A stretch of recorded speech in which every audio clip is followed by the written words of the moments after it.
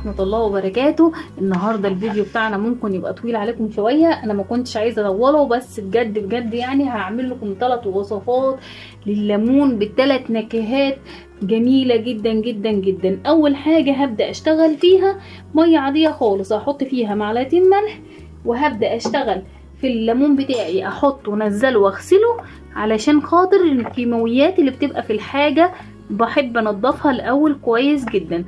هنزل عليه بمعلقة سكر بس كده، وهبدأ اغسل الليمون بتاعي كويس جدا زي ما انتوا شايفين كده.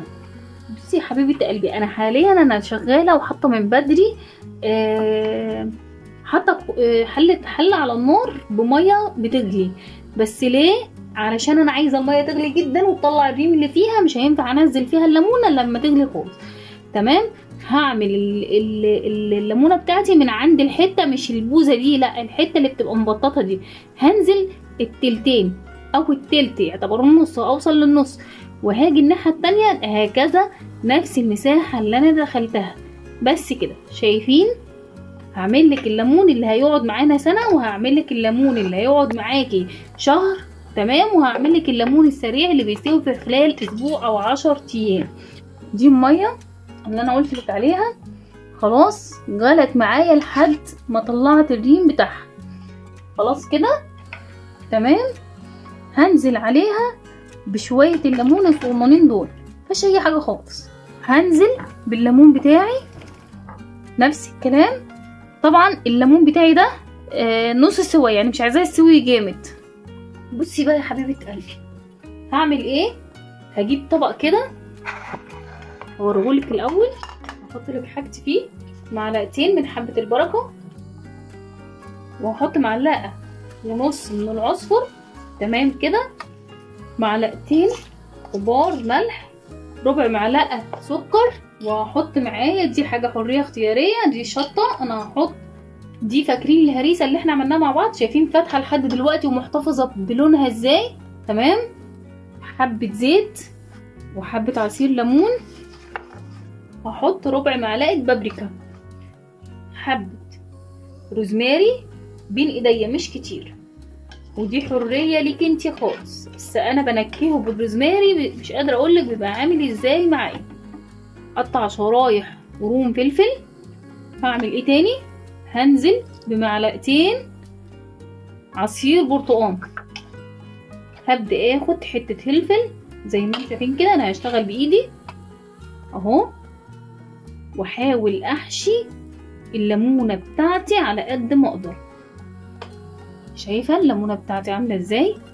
الليمونه دي هتقعد معاكي سنه وهي بالشكل ده. بصي بقى يا حبيبه قلبي، انا جبت البرطمان بتاعي خلاص، هنزل بحبه جزر من تحت. خلاص كده تمام. وحبه فلفل. خلاص زي ما انتم شايفين كده، بحاول على قد ما اقدر ارصها. خلاص. طيب هنزل تاني بشويه جزر تاني على وش الليمون بتاعي كده،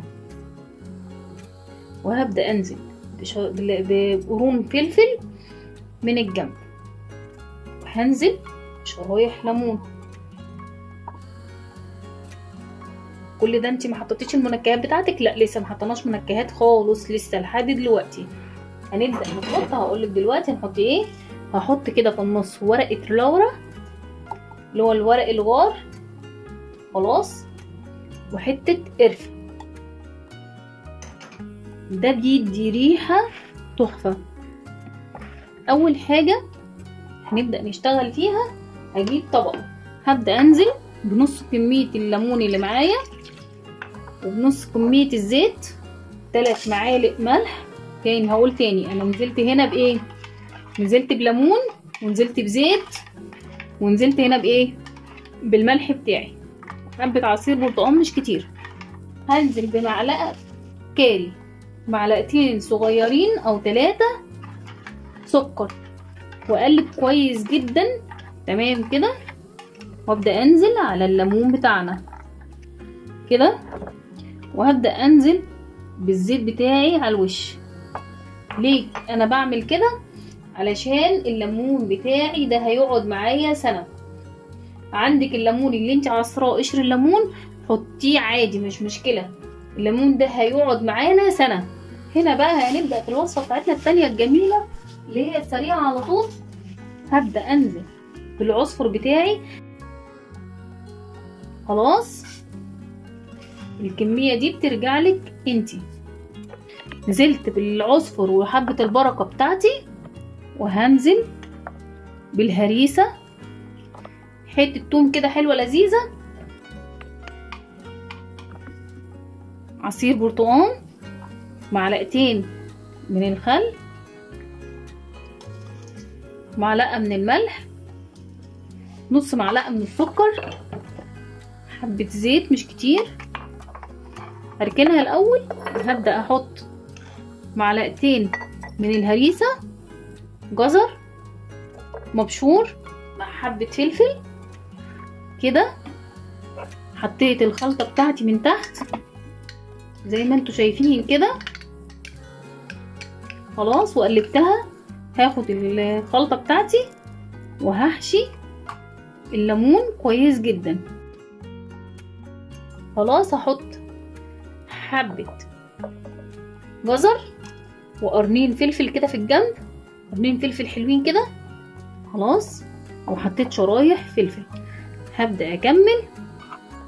بصي بقى يا حبيبه قلبي انا هعمل ايه.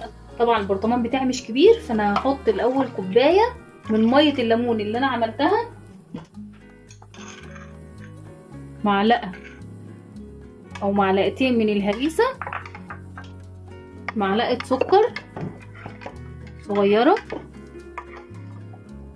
حبه خل، معلقتين من الملح. تمام كده. واقلب كويس جدا. ورق لوري تمام، او ورق غار. وهحط حته صغيره من القرفه، حبه زعتر حلوين كده. وابدا انزل بالخلطه بتاعتي الجميله دي. هعمل ايه تاني؟ هحط حبه زيت على وش الليمون بتاعي. الليمون بتاعي ده انا هستعمل فيه على طول، علشان كده انا مش هحط على وشه غير شريحتين ليمون، مش كتير، مش محتاجه ان انا اكتر الليمون على وشه. بصي حبيبه قلبي بقى انا هعمل ايه.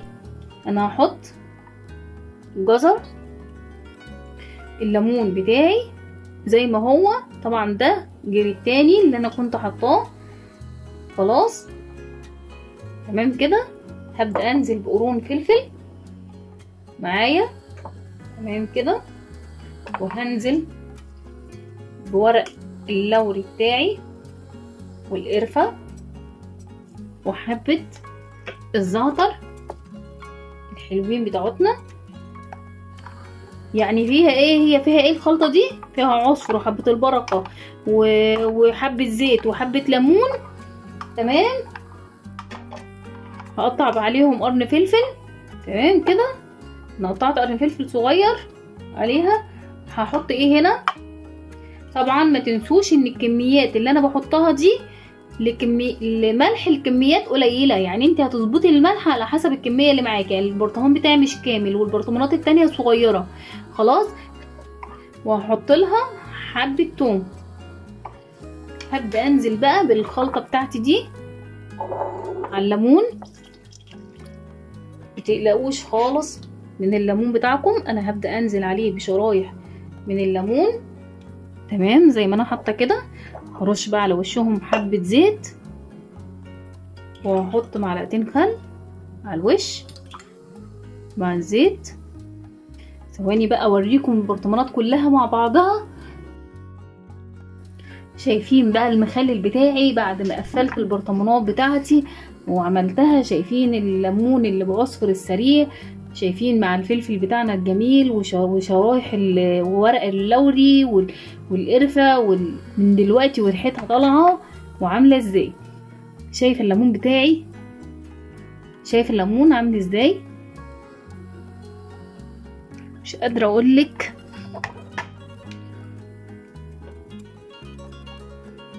هو يحكي عن نفسه وعن جماله. تمام. الليمون عايزاه يقعد مده طويله معاكي، حطيه في التلاجة. يعني لو انت عامله السريع ده وعايزاه يقعد معاكي كام يوم مثلا، حطيه في التلاجة. الليمون كمان من ضمن الحاجات اللي بنعملها في الليمون بتبقى جميله جدا. الحاجات المنكهات عايزه تعمليه تحطيه كمان بقى، لو انت عندك برتقان اعمليه شرايح برتقان وحطي شرايح برتقان فيه، هيبقى تحفه تحفه تحفه اكتر من كده. انا حطيت برتقانيه، عصير برتقانيه واحده، انت ممكن تحطي شرايح برتقان معاه زي شرايح الليمون كده، هيبقى جميل جدا جدا معاكي. ده هيقعد معاكي حوالي مثلا 15 يوم 10 ايام، لان انا مش سالقه الليمونه معايا جامد.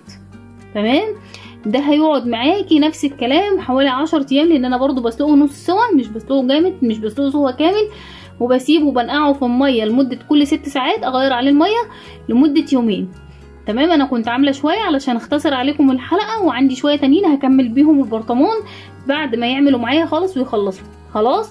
طيب، ومعايا ده بيقعد معايا طول السنه، اللي انا خزناه معاكم ني ده بيقعد معايا طول السنه. بس في حاجه انا ما بحطش فيه سوائل. زي ايه؟ هو بيتعمل بناء عن اللي هو زيت وليمون وعصير ليمون، بس زيت وعصير ليمون والمنكهات بتاعته.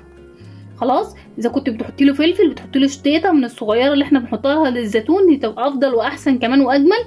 بتحطي له جزر عادي. تمام، بتحطي له بقى حبه البركه والعصفر والمنكهات بتاعتك اللي انت بتحبيها. كمان بقى لو حطيتي مع الليمون كمان حبتين حبهان بيوديهولك في حته تانية. يعني حطي واحدتين حبهان كده معاه هيخليهولك بصراحه تحفه. تمام، انا بقى ايه حطيت لبرطمان واحد عندي فيه شطه. انت عايزه تحطي الشطه برضو، الشطه متاحه، ينفع تحطي شطه بس تكون شطه سوداني، شطه حراقه، يعني ما ينفعش شطه تكون شطه عاديه علشان ما تبوظلكش الليمونه او تطريلك الليمونه معاكي. من ضمن الحاجات برضو اهتمي بموضوع السكر وانت بتحطي، علشان السكر هو اللي بيخليلك بيحافظلك على قوام المخلل بتاعك. اسيبكم بقى في رعايه الله، واشوفكم فيديو جديد بوصفه احسن ويكون اجمل، ويا رب اكون قدرت ان انا افيدكم. انا بحاول ان انا يكون عندي امانه اقدر اوصل لكم كل المعلومات باي طريقه علشان كل يستفيد وبكل صراحه وبكل وضوح. يلا اسيبكم في رعايه الله، ومع السلامه.